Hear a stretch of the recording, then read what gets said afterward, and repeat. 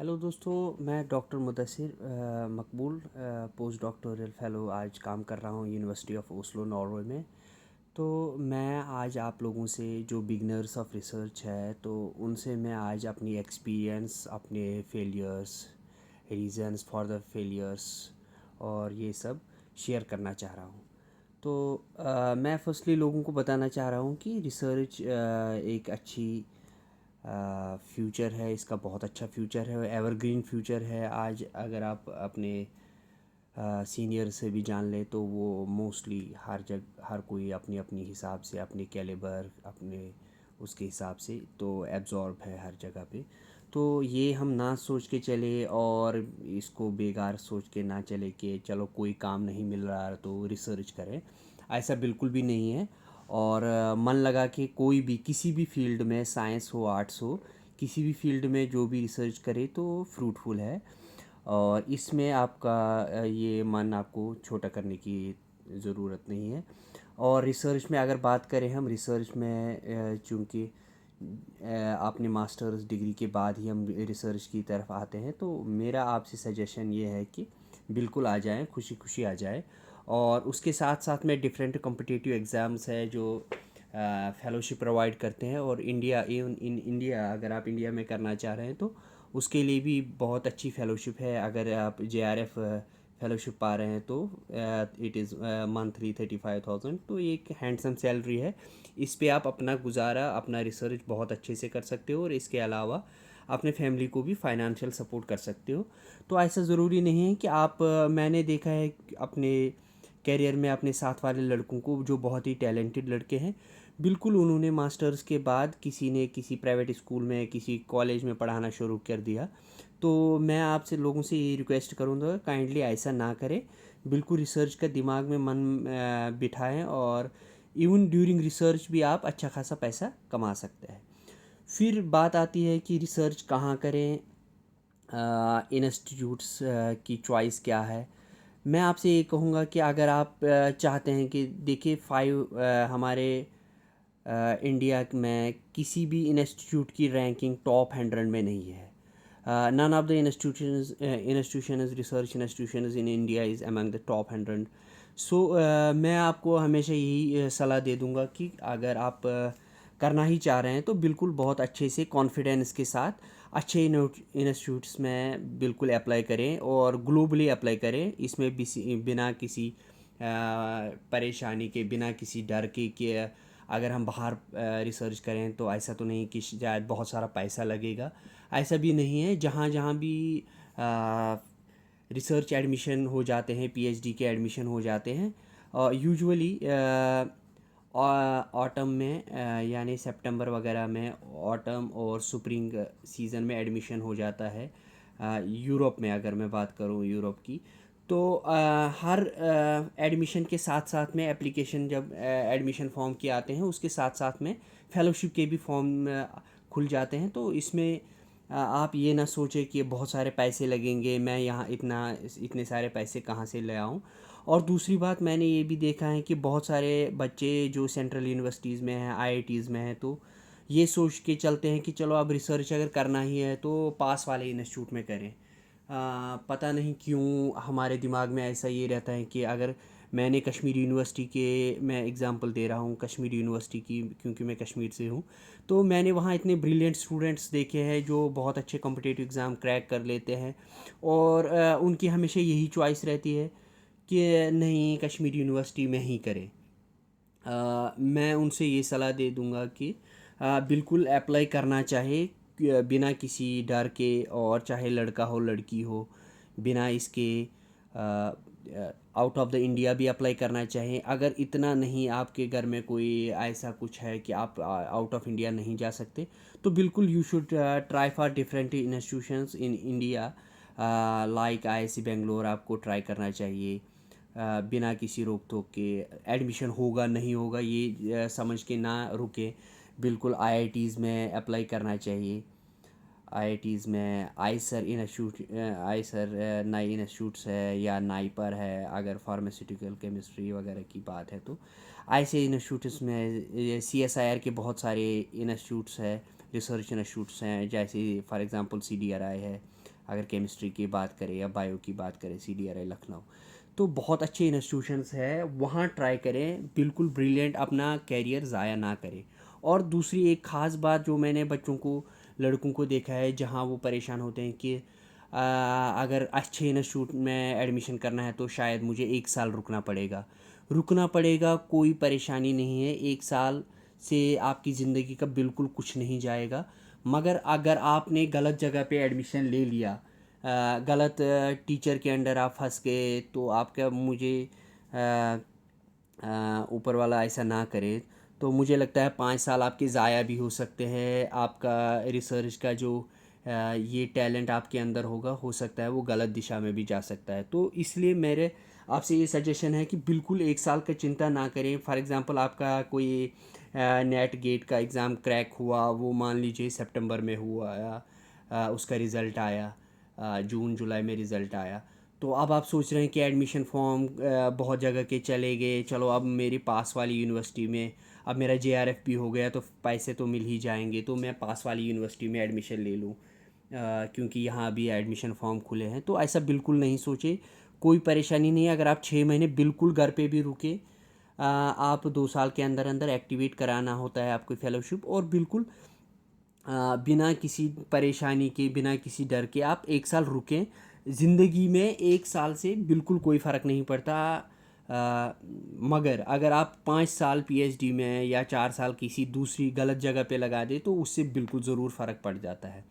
तो पहले ये बात हुई कि आपको अगर आपको इंडिया के बाहर ट्राई करना चाह रहे हैं, बिल्कुल आप अपने मोबाइल फ़ोन का बिल्कुल इस्तेमाल करें, और कंटिन्यूसली आप सर्च करते रहें।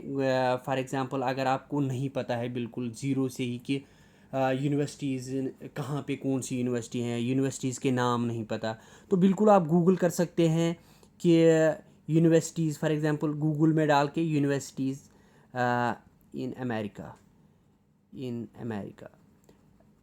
For example universities in London.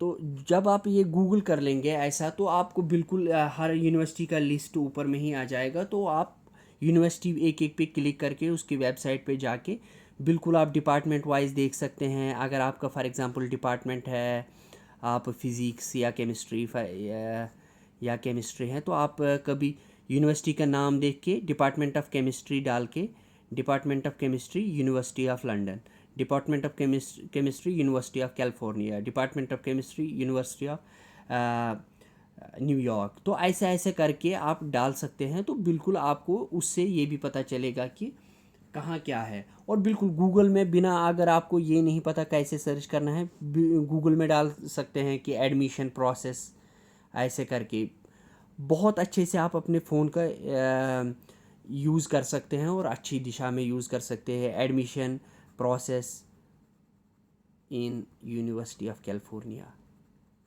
ऐसे करके भी आप डालें। बिल्कुल मुझे पता है कि बच्चों को नहीं पता होता है कि हमें एडमिशन कहाँ करना चाहिए, कैसे करना चाहिए, वहाँ फॉर्म कब निकलते हैं। वो लड़कों से पूछते हैं, बच्चों से, दूसरों से, कि वहाँ फॉर्म कब खुलते हैं, वहाँ फॉर्म कब खुलते हैं। यहाँ से आप बिल्कुल और वहाँ हर यूनिवर्सिटी का ऑलमोस्ट एक हेल्पलाइन ईमेल होता है, जिस पे आप हमेशा अपनी क्वायरीज़, बिल्कुल बहुत अच्छे से लोग रिप्लाई भी करते हैं। अपना ईमेल उनको कर सकते हैं कि I want to apply for this course, kindly let me know कि when the process, admission process starts and what are the formalities for the admission. बिल्कुल बिना किसी झिझक के आप इनको कर सकते हैं, ठीक है। तो आप हमेशा ये सोचें, एक बात का ख़ास ख्याल रखें कि इंडिया में 500 से ऊपर वाली जिनकी रैंकिंग 500, ग्लोबल रैंकिंग जिनकी 500, मोर देन 500 हैं, तो उनकी मान्यता इंडिया में नहीं है। तो इस बात का ख़ास ख्याल रखें कि जो भी आप यूनिवर्सिटी, फॉरेन यूनिवर्सिटी चूज़ कर रहे हैं, उसकी global ranking it should be less than 500, ठीक है। और अगर आप अच्छी यूनिवर्सिटी में, लाइक 100 टॉप 100 यूनिवर्सिटीज़ में आपका दाखिला हो रहा है PhD में, तो बहुत अच्छी बात है। और इंडिया में, इंडिया के हिसाब से सारी यूनिवर्सिटीज़ से बहुत अच्छी बात है। अपने टैलेंट, अपने हुनर और उसको पहचाने, अपनी कॉन्फिडेंस में रहे कि नहीं मैं ये कर सकता हूँ, ये लोग भी कर रहे हैं तो मैं भी कर सकता हूँ। तो बिना इसके कि नहीं मैं कैसे करूँगा, पता नहीं कैसे होगा, वहाँ मैं सरवाइव कर पाऊँगा कि नहीं कर पाऊँगा, बहुत आराम से बहुत अच्छे से लोग कर रहे हैं। तो आप लोग भी कर सकते हैं। और दूसरी बात ये है कि हमारे एक मिथ्स कह सकते हैं कि हम अक्सर ये सोचते हैं कि अगर हम बाहर जाएं तो वहाँ रेशल डिस्क्रिमिनेशन है, वहाँ अंग्रेज़ अपने आप को ये समझते, ऐसा कुछ भी नहीं है, बिल्कुल नहीं है। अगर आप मेल है, फीमेल है, किसी भी रिलीजन से ताल्लुक़ रखते हैं, बिल्कुल आपको कोई परेशानी नहीं है, आप बिल्कुल अच्छे से सरवाइव बहुत खुशी खुशी कर सकते हैं। और बहुत कुछ आपको सीखने को मिलेगा, बहुत प्रोफेशनलिज्म आएगा, आपको इतना मज़ा आएगा कि फिर आपको मतलब रिसर्च काम नहीं लगेगा, बर्डन नहीं लगेगा, आप खुशी खुशी आप रिसर्च में। और वहाँ की फेलोशिप्स इतनी हैंडसम होती हैं कि आप अपना ख़र्चा भी बहुत एंजॉय कर सकते हैं, और उसके अलावा आप अपने घर वालों को भी फाइनेंशियल सपोर्ट कर सकते हैं अगर आपके फाइनेंशियल कंडीशंस घर की नहीं है। तो ये रही। और दूसरी बात कि बहुत सारी यूनिवर्सिटीज़ जो फॉरेन यूनिवर्सिटीज़ है वो टॉफल या JRE एग्ज़ाम्स का क्लियरेंस मांगते हैं, तो वो आप हर चीज़ का एक प्रोसीजर गूगल से बिना लोगों से पूछे, बिना लोगों के पैर पकड़े भी आप गूगल से एक एक करके सारी चीज़ें सर्च कर सकते हैं।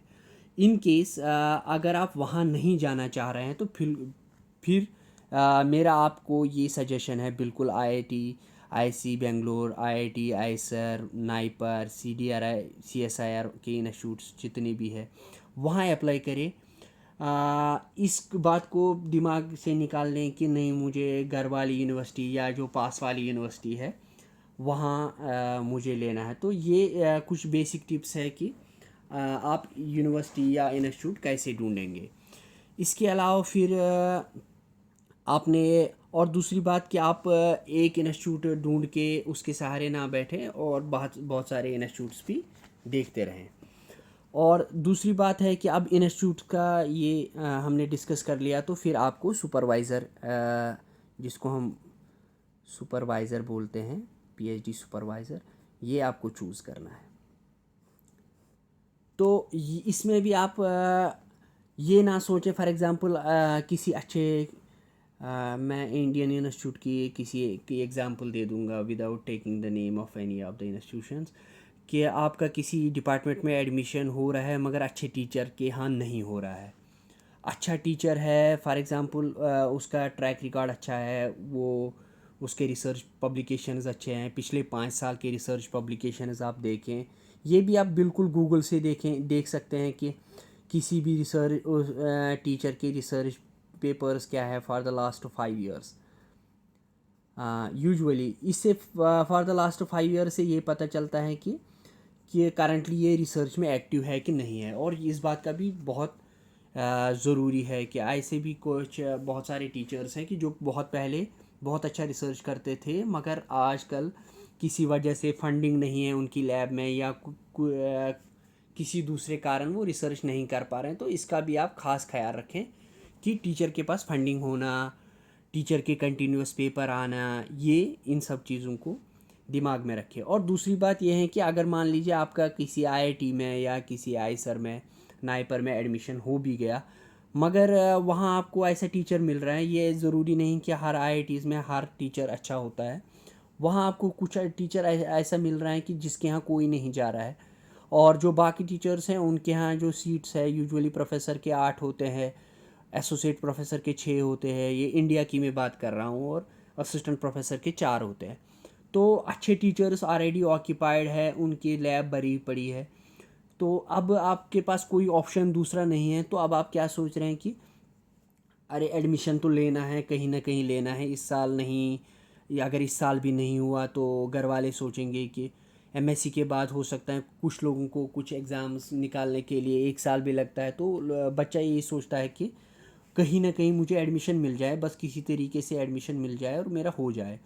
तो वो फिर क्या करता है, वो एक इसको दिमाग में बर्डन रख के कि नहीं कहीं ना कहीं करना है, तो वो क्या करता है फिर जिस टीचर के पास कोई नहीं जाता या जो टीचर रिसर्च में अच्छा नहीं है, तो फिर सोचता है कि चलो इस इंस्टीट्यूट में एडमिशन हो गया तो चुपचाप इनके अंडर ले लेता है। मगर ये ऐसा बिल्कुल ना करें। मैं आपसे रिक्वेस्ट कर रहा हूँ कि ऐसा बिल्कुल नहीं करें। 1 साल और ज़ाया हो जाए, 6 महीने और ज़ाया हो जाए, 1 साल और ज़ाया हो जाए, दूसरे इंस्टीट्यूट्स में ट्राई करते रहें और अच्छी जगह एडमिशन ले ले। और दूसरी बात कि रिसर्च पेपर तो आप गूगल से देख सकते हैं और उस इंस्टीट्यूट में खुद जाएं। ये मेरी आपसे सबसे बड़ी रिक्वेस्ट है, उस इंस्टीट्यूट में खुद जाएं, कुछ दिन रुके वहाँ पे, क्योंकि ये 5 साल का मामला है और आपके कैरियर का मामला है। कुछ नहीं होगा, ज़्यादा से ज़्यादा किसी दोस्त वगैरह को ढूंढ के वहाँ पे रहने की कोशिश करें 2-4 दिन। उस इंस्टीट्यूट रोज़ जाएं और वहाँ उनके लैब से लोगों को मिलें जहाँ आपको लग रहा है कि मैं इस टीचर के अंडर पीएचडी करना चाह रहा हूँ। तो वहाँ आप उनके लैब में जो लोग ऑलरेडी होंगे तो उनसे मिलें, उनसे अच्छा उस टीचर को, क्योंकि सुपरवाइज़र को अपने पीएचडी स्टूडेंट से अच्छा कोई नहीं जानता। तो आप उनसे अच्छे से बात करें, सीनियर हो वहाँ पे, तो उनसे अच्छे से बात करें कि भैया मैं यहाँ एडमिशन लेना चाह रहा हूँ आपके टीचर के अंडर। आपका काम कैसा चल रहा है, आप कब से है, आपका एडमिशन कैसे हुआ था, आपके पब्लिकेशंस कैसे हैं, आपका प्रोग्रेस काम का कैसा है, और टीचर कैसे पूछते हैं काम को, टीचर का काम कराने का तरीका क्या है। तो इस बात का ख़ास ख्याल रखें। और दूसरी बात, एक बहुत सारे टीचर्स का भी र्यूड बिहेवियर भी होता है, तो वो आपको उनके स्टूडेंट से ही पता चलेगा। बहुत सारे टीचर ऐसा भी हो सकता है कि बहुत सारे टीचर परेशान भी कर सकते हैं। तो ये 5 साल का मामला है। आप ये सोच के ना करें कि चलो अभी एडमिशन मिल रहा है बाद में देखेंगे।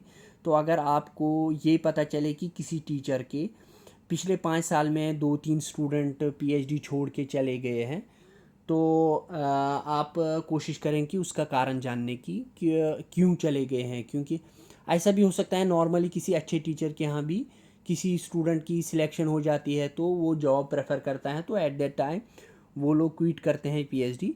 तो ये नॉर्मल कारण है पीएचडी छोड़ने के। अदरवाइज़ कुछ टीचर ऐसे भी होते हैं जिनका आप पता करेंगे तो पिछले 5-6 साल में उनके यहाँ से 5-8 बच्चों ने छोड़ा होता है पीएचडी। क्यों 1 साल बाद, किसी ने 2 साल बाद, क्योंकि टीचर परेशान करता है।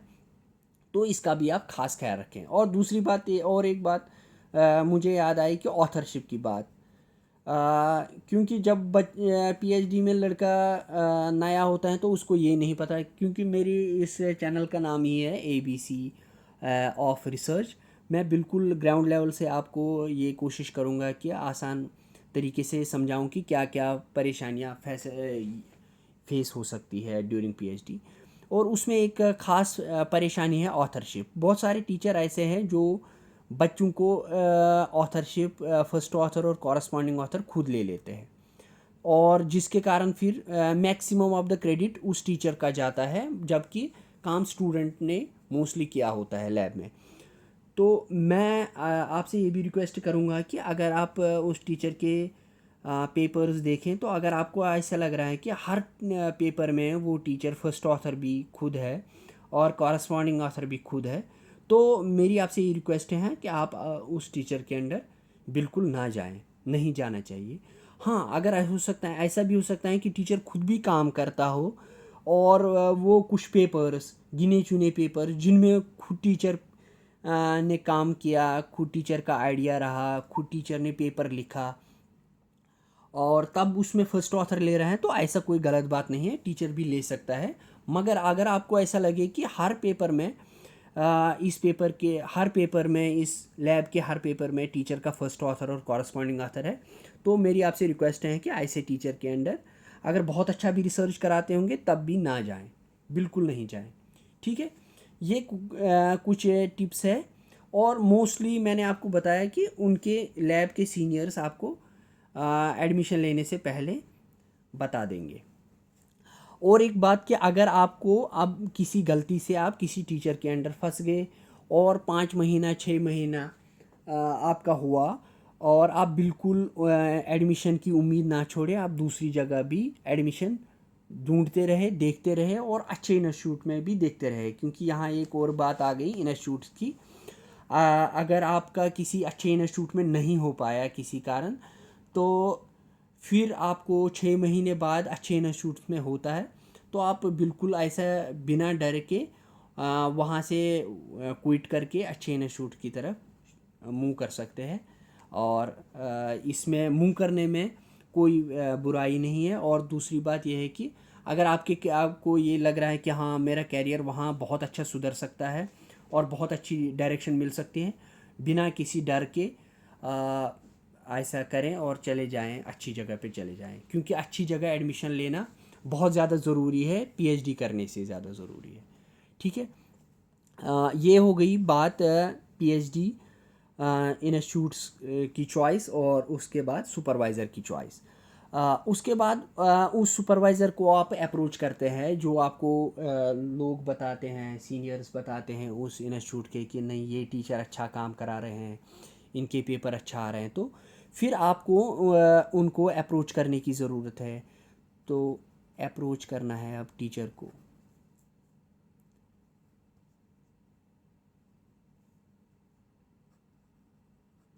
तो अब एक प्रोफेसर को आप अप्रोच कर रहे हैं, बिल्कुल आप ऐसे ब्लैंक, मैं आपसे यही कहूँगा कि आप जो जिस टीचर के बारे में अब ये चीज़ें आपने पता कर ली कि ये बहुत अच्छे टीचर है, इंस्टीट्यूट अच्छा है, तो अब आपने मन बना लिया कि नहीं मुझे यहाँ करना है और ये टीचर के अंडर करना है। पहले ये भी पता कर लें कि इनके अंडर वैकेंसी है। वैकेंसी भी एक इम्पॉर्टेंट इशू है, जो मैंने बताया इंडिया में प्रोफेसर की वैकेंसीज होती है 8, एसोसिएट प्रोफेसर की होती है 6 और असिस्टेंट प्रोफेसर की होती है 4। तो ये भी आप पता कर लें कि उनकी लैब में कितने लोग अभी रजिस्टर्ड है पीएचडी में। उसके बाद अगर आपको ये भी पता चला कि टीचर अच्छे हैं, वैकेंसीज़ है और मैं इनके अंडर जाना चाहता हूँ, इंस्टीट्यूट अच्छा है, फैसिलिटीज़ अच्छी है, लैब में फंडिंग है, एक्टिवली रिसर्च हो रहा है, तो ये सब करने के बाद आपको उन टीचर को अप्रोच करना है। तो अप्रोच करने का सबसे पहला पॉइंट ये है कि आपको ये पता होना चाहिए कि उस वो टीचर की रिसर्च इंटरेस्ट क्या है। Research interest, research interest means जब एमएससी के बाद बच्चा सीधा रिसर्च का सोचता है तो उनको उतना पता नहीं होता कि रिसर्च कैसे देखें, इनकी रिसर्च इंटरेस्ट क्या है। तो आप मोस्टली हर टीचर का वेब पेज होता है, तो वेब पेज पे जाके वो टीचर का देखें कि मोटा मोटा ये काम किस चीज़ पे कर रहे हैं, इनसे मिलने से पहले या जाने से पहले। ठीक है, ये अगर आपको वेब पेज उनका नहीं है तो उनके पेपर्स होंगे वहाँ पे, जो उनका प्रोफाइल है, तो वहाँ से आप उनके पेपर्स दे सकते हैं। अदरवाइज़ जब वो भी आपको नहीं पता होगा कि पेपर कैसे इनके देखेंगे, यूजुअली यूनिवर्सिटी वेबसाइट पे उनका सीवी होगा तो उसमें उनके पेपर होने चाहिए, तो वहाँ से आप पेपर का नाम या पेपर का टाइटल सीवी से कॉपी करके गूगल में पेस्ट करके देख सकते हैं। और रीसेंट पेपर देखें, अगर आज 2020 चल रहे हैं तो 19 के पेपर देखें, 18 के पेपर देखें, 17 के पेपर देखें, तो बिल्कुल रीसेंट वाले पेपर देखें। Otherwise most of the times क्या होता है कि कुछ टीचर एक ही रिसर्च पे लाइन पे फोकस रहते हैं, और कुछ समय पे क्या होता है कि आज कोई टीचर आज से 5 साल पहले नेचुरल प्रोडक्ट्स फॉर एग्जांपल पे काम कर रहा था, तो अब वो नेचुरल प्रोडक्ट्स पे काम नहीं कर रहा है, वो दूसरी चीज़ पे काम कर रहा है। तो ये भी आपको जानना बहुत ज़रूरी है। ठीक है, इसके अलावा अगर आपको ये नहीं पता कि इनका सीवी भी आपको नहीं मिला, पेपर्स भी नहीं मिले, तो आप ये टीचर का नाम गूगल स्कॉलर करके गूगल में ही डालें। आप गूगल में डालें गूगल स्कॉलर, तो वहाँ पे एक गूगल स्कॉलर जैसे आम गूगल होता है तो वैसे ही गूगल स्कॉलर खुलेगा विंडो, वहाँ पे वो टीचर का नाम डाल दें आप। For example Muddassir Maqbool, teacher का नाम डाल के आपको ये भी पता चल सकता है कि ये एक सर्चिंग इंजन है गूगल स्कॉलर, तो आपको इनके पेपर वहाँ से पता चल सकते हैं, तो वहाँ से आप पेपर को देख देख के उनकी रिसर्च इंटरेस्ट का अंदाज़ा लगा सकते हैं। मैं सर्चिंग इंजन की बात अभी पहले बताऊंगा, फिर मैं बताऊंगा कि पेपर को पढ़ना कैसे है। अब गूगल स्कॉलर से अगर गूगल स्कॉलर पे वो टीचर नहीं है तो रिसर्च गेट करके भी एक रिसर्च गेट करके भी एक सर्चिंग इंजन है, और तो वहाँ से भी वो टीचर का आप रिसर्च गेट में नाम डाल सकते हैं, या पूरा नाम लिख के लास्ट में रिसर्च गेट लिख दीजिए गूगल में ही, मुदस्सिर मकबूल रिसर्च गेट। तो वैसा करके भी आपको पता चल सकता है कि वो टीचर के पेपर क्या है। अब आपने पेपर देख लिए, तो मैंने आपको पहले ही बता दिया कि रीसेंट पेपर देखने हैं। अब आपने पेपर भी देख लिए, 2-4 पेपर आप उसमें से डाउनलोड कर दीजिए, ठीक है। अगर आपको पेपर डाउनलोड नहीं हो रहे हैं तो किसी भी सीनियर से जो वहाँ पे आप पेपर का DOI नंबर करके एक नंबर, यूनिक नंबर होता है पेपर्स का, DOI करके होता है, ये यूजुअली स्टार्ट होता है 10 पॉइंट समथिंग लाइक दैट। तो यहाँ से एक कॉपी करके आप कहीं पे रख लें या एक कागज़ पे लिख के रखें, और किसी भी वहाँ जो लैब में सीनियर होते हैं तो उनसे भी पूछ सकते हैं, भैया ये 2-3 पेपर मुझे चाहिए, तो वो आपको वो दे सकते हैं, ठीक है। उसके साथ साथ में अब आपने पेपर ले लिया और आपने इससे पहले पेपर नहीं पढ़ा है, तो आप क्या करेंगे, पहले ये पेपर का सबसे पहले टाइटल पढ़ने की कोशिश करें और समझने की कोशिश करें, पेपर का टाइटल, और उसके बाद एब्स्ट्रैक्ट एक ब्रीफ समरी होता है रिसर्च का, जो फाइंडिंग्स उन्होंने पाए होते हैं तो उनका कंक्लूजन एब्स्ट्रैक्ट में होता है। तो आप क्या करें, टाइटल और एब्स्ट्रैक्ट पढ़ने की कोशिश करें अगर आपके पास ज़्यादा टाइम नहीं है तो।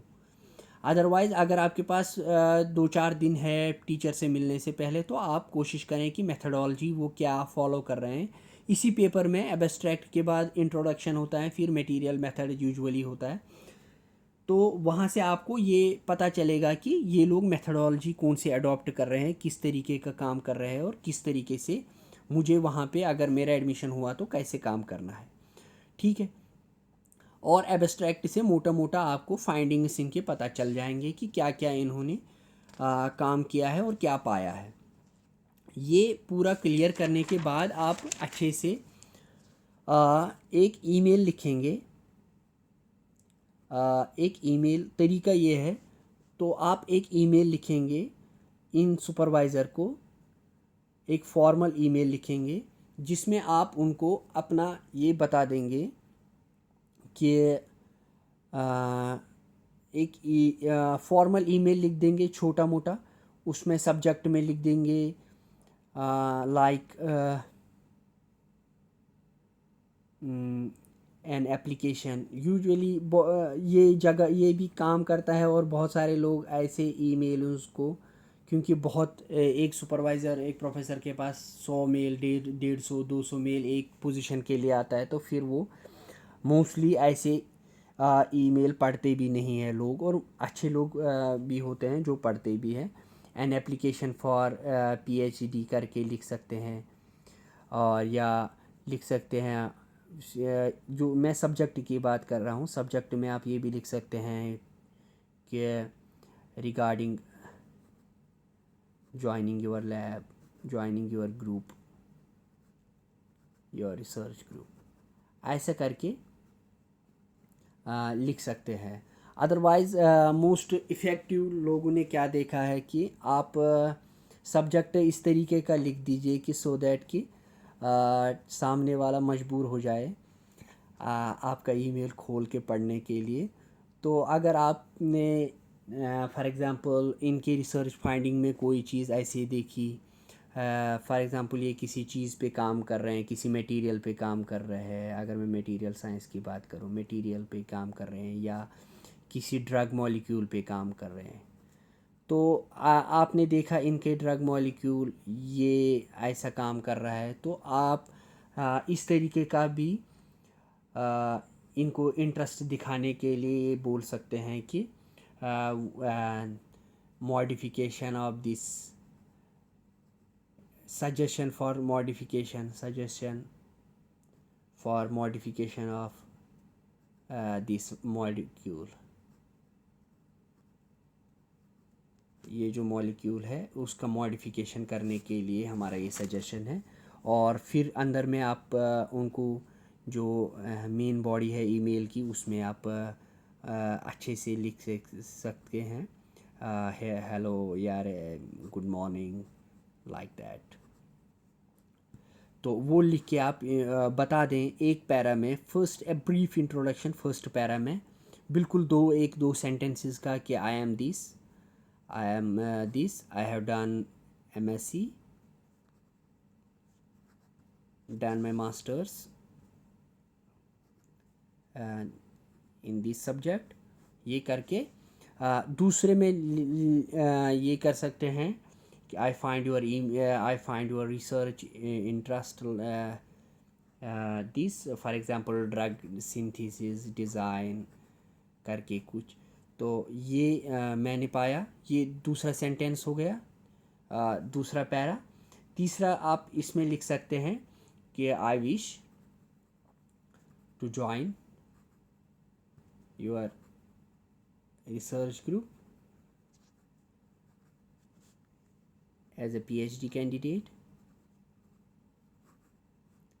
ये लिख के और लास्ट में एक लाइन लिख दें कि I am attaching my CV here. तो अपना CV आप PDF फॉर्म में वहाँ अटैच कर सकते हैं। CV बनाने का तरीका बहुत सारे वीडियोस भी बहुत अच्छे इन्फॉर्मेटिव वीडियोस है।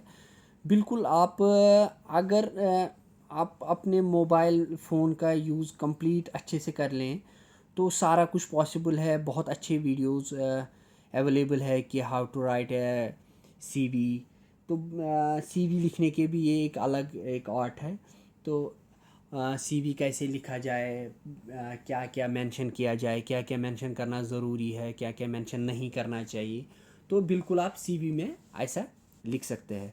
तो आप अपना CV अटैच कर दें तो वहाँ से मोस्ट प्रोबेबली आपको एक ईमेल का रिप्लाई आना चाहिए। और अगर इन केस ये एक ईमेल हुआ कि आप जब रिक्वेस्ट किसी टीचर को कर रहे हैं, अदरवाइज़ अगर आप किसी टीचर को मिलने जा रहे हैं तो फिर भी आप उनको एक ईमेल लिखें, ये बहुत अच्छी बात है। तो आप उनको ईमेल लिखें और रिगार्डिंग एन अपॉइंटमेंट,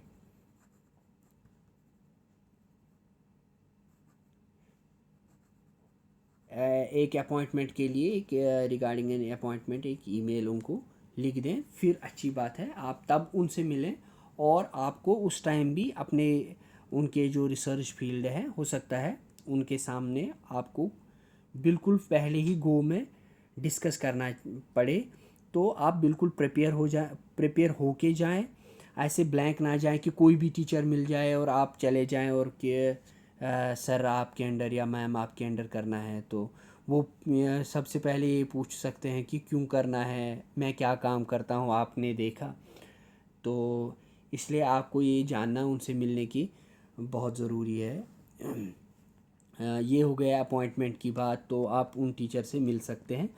और अगर मिलने की ये तब की बात है जब आपको लाइक IITs में तो ओपन इंटरव्यू होता है, मगर तब भी वहाँ पे भी लोगों को ये पता होता है कि ये टीचर ऑर्गेनिक में है, ये टीचर इनऑर्गेनिक में है, मटेरियल साइंस में काम कराते, तो मैं अगर करना चाहता हूँ, अगर मेरा स्पेशलाइजेशन ऑर्गेनिक है तो मैं इनके अंडर करना चाहता हूँ। तो ये तब की बात है, मगर ये सारा तब पॉसिबल है when you completely fit into the criteria of the selection।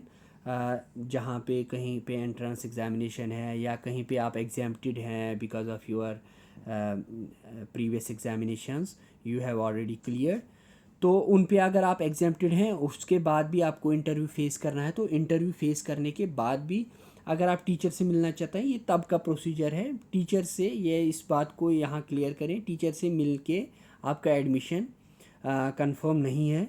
और ये ज़रूरी भी नहीं है कि आप टीचर से मिलें, मगर टीचर का पता करना बहुत ज़रूरी है, उस बात का आप खास ख्याल रखें। ये हो गया यहाँ का। और यहाँ अगर अदर दैन इंडिया आप PhD करना चाह रहे हैं तो वहाँ आप टीचर से ईमेल से ऐसे ही सेम द वे आप टीचर से कांटेक्ट कर सकते हैं। और यहाँ टीचर अगर राज़ी हो गया आपको लेने के लिए, हो सकता है वो कभी आपसे ये भी बोले कि मैं स्काइप से इंटरव्यू पे स्काइप से बात करना चाह रहा हूँ आपसे। वो सिंपल वीडियो कॉल है Skype, like that of WhatsApp video call और फेसबुक वीडियो कॉल।